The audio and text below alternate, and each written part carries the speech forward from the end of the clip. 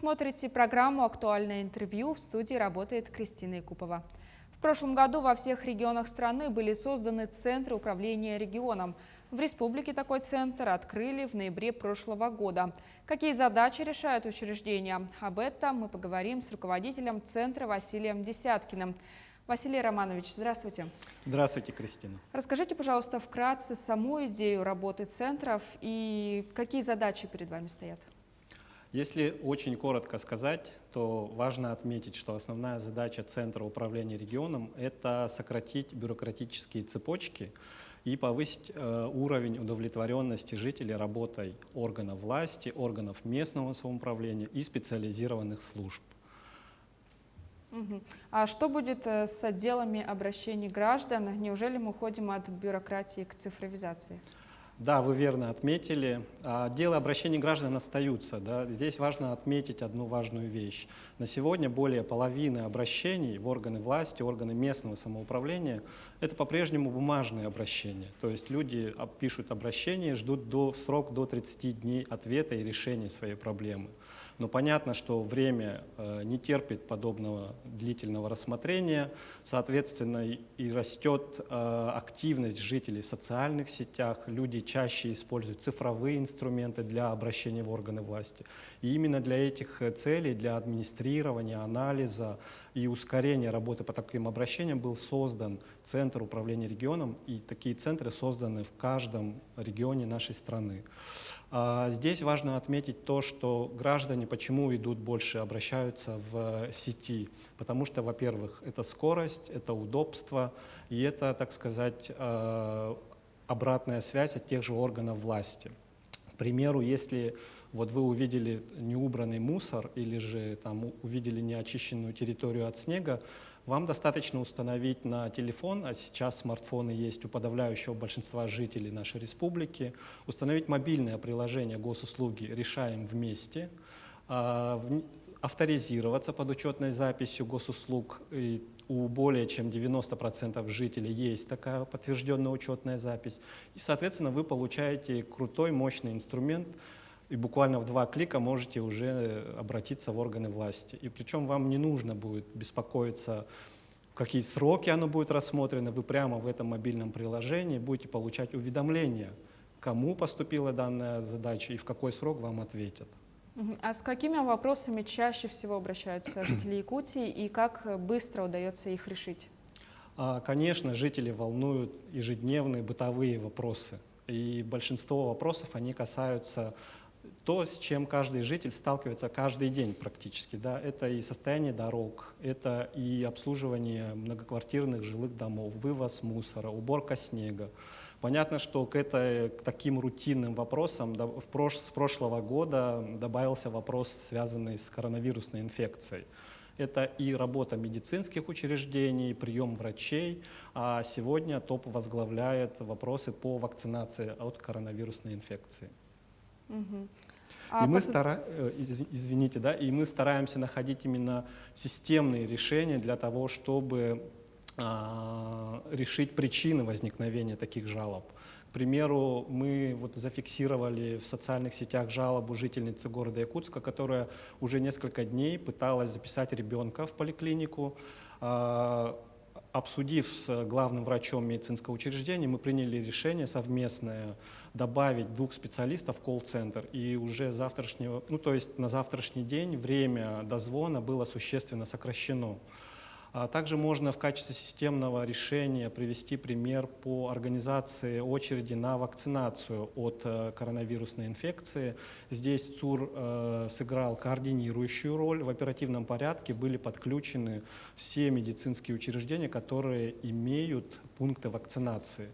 И это позволило более 4000 гражданам записаться онлайн. И я подтверждаю, что это наиболее удобный способ получения вакцины от коронавирусной инфекции. Вот сам я недавно получил, записавшись онлайн через портал госуслуг. А во время пандемии как много обращались к вам по социальным выплатам?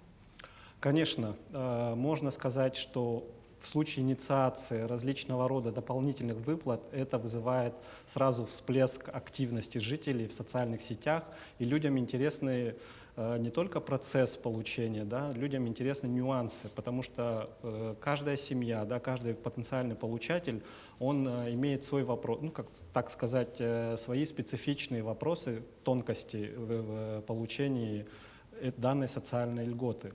Соответственно, да, и мы считаем, что органам власти и всем нам следует активнее информировать жителей о предоставлении новых социальных выплат. А вот именно по проблемам ЖКХ?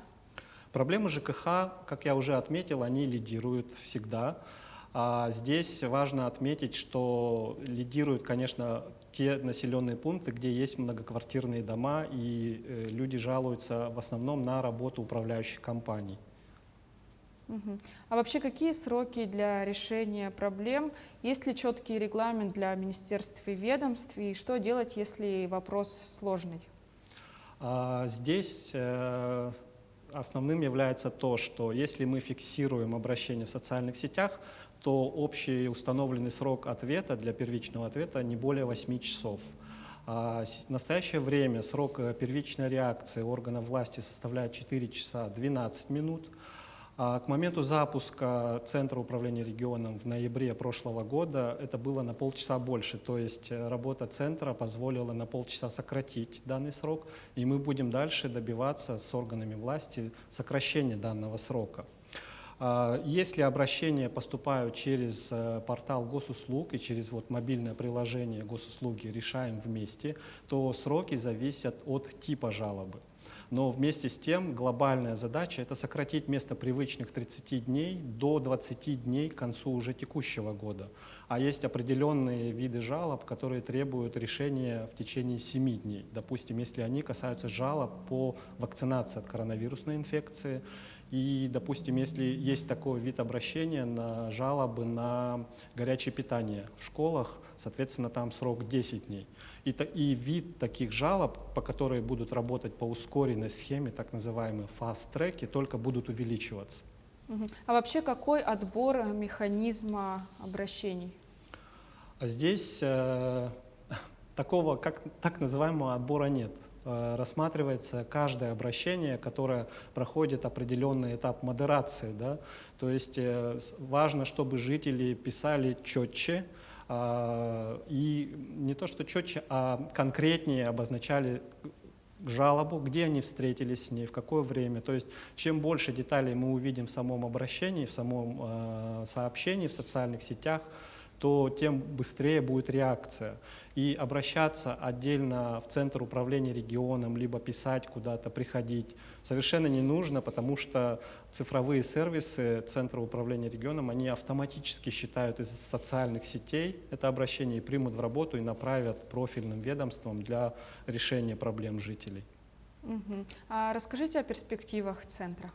В настоящее время мы сейчас активно подключаем все образовательные учреждения республики к платформе обратной связи. То есть это федеральная платформа, которая связана с мобильным приложением госуслуги «Решаем вместе». Далее будут подключены все учреждения здравоохранения. В планах подключения учреждений, оказывающих социальные услуги. И в планах также подключение управляющих компаний и ресурсоснабжающих организаций к данной системе, чтобы именно маршрутизация жалоб и обращений жителей шла, можно сказать, очень быстро от самой жалобы до конечного исполнителя. А вот в каждом регионе создан такой центр, и как-то они взаимодействуют, например, с другими регионами? Конечно, у нас периодически проходит обмен опытом, обмен лучшими практиками, да, и здесь ЦУР Якутии, он тоже активно делится своими знаниями, полученным опытом. Вот буквально через час у меня будет очередное видеосовещание с другими ЦУРами, где мы будем рассказывать свои наработки и свои, так сказать, ноу-хау, которые мы применяем в работе. А как работает наш ЦУР по сравнению с дальневосточными регионами? Ну, тут такой вопрос, как сказать, Немножко будет неправильным сказать, что есть какой-то четкий рейтинг работы, да, но вот по системе реагирования на обращение жителей в сети, в социальных сетях, да, то здесь мы одни из лидеров на Дальнем Востоке. И понятно, там есть определенная методология оценки работы ЦУРов, которая характеризует скорость, качество ответов жителям.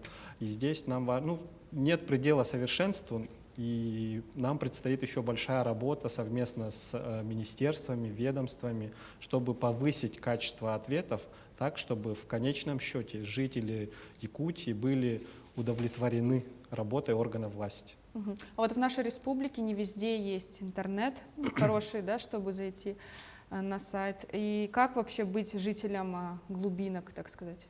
Тут важно иметь в виду, что, во-первых, интернет активно проникает вплоть до отдаленных населенных пунктов. Только за последние несколько лет более 87 сел, то есть 87 сел были подключены к широкополосному интернету. Мы все знаем, что интернет уже проник в арктическую зону, да, то есть доведен до поселка Оленек и далее идет на север, в Анабарский район. И тут важно отметить также то, что, допустим, в первом квартале прошлого года, да, было менее 2000 обращений в сети, то первый квартал текущего года это уже порядка 7000 обращений, то есть рост в 4 раза. И важно отметить, что жители, они сами выбирают тот инструмент, который им наиболее удобен. И цифры говорят об этом, что за цифровыми сервисами будущее. А с какими проблемами чаще всего обращаются именно вот сельские жители? Сельские жители, конечно, у них вопросы специфические. Это может быть и поддержка, значит, сельских территорий, да, строительство социальных объектов. Стоимость на авиаперевозки является достаточно распространенной проблемой. Значит, определенные льготные программы поддержки фермеров тоже можно отнести к топам для жителей сельских территорий. Ну и, конечно, вопросы касаемо благоустройства, вопросы ликвидации ветхого аварийного жилищного фонда, они возглавляют список. А отличаются ли обращения в промышленных городах, регионах? Тут вообще в целом важно отметить то, что жители городов, городской местности и сельской местности, у них различные проблемы. Там, где есть многоквартирные дома, там больше жалоб именно на содержание этих домов, да? А в сельской местности понятно, что это более индивидуальные жилищные, здесь жалоб таких меньше. Но в то же время для сельских территорий топ проблем — это транспортная доступность, это социальное обеспечение, и получается то есть, да, они отличаются. Василий Романович, спасибо, что ответили на наши вопросы. А я напомню, о работе Центра управления регионом мы поговорили с руководителем Центра Василием Десяткиным. Оставайтесь с нами.